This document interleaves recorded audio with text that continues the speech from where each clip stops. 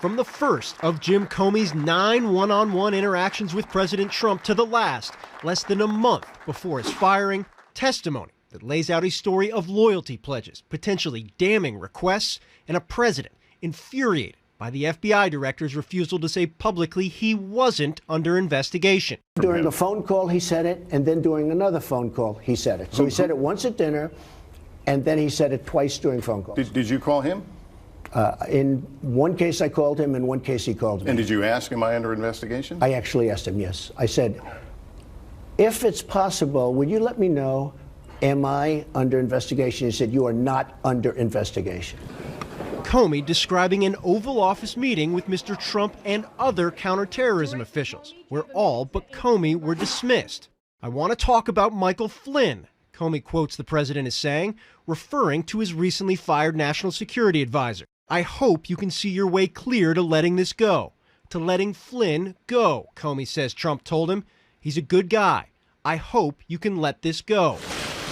Comey goes on to say he prepared an unclassified memo of that conversation, understanding that the president was requesting he drop any probe into Flynn. He shared that assessment with his FBI leadership team, but declined to share it with Attorney General Jeff Sessions on the assumption that Sessions would soon be recused. While those details were kept close hold, Comey says the next time he spoke to Sessions, quote, I took the opportunity to implore the Attorney General to prevent any future direct communication between the president and me. But Comey also confirming that just as President Trump wrote in his letter firing the FBI director, he had, in fact, first informed the president-elect on January 6 he wasn't the target of a counterintelligence investigation. It was a point that, based on Comey's recounting, aided Trump and dominated much of their interactions after Trump assumed office. Trump stressing the cloud of the Russia probe was, quote, interfering with his ability to make deals for the country, Comey recounted. Trump telling Comey at one point, we need to get that fact out.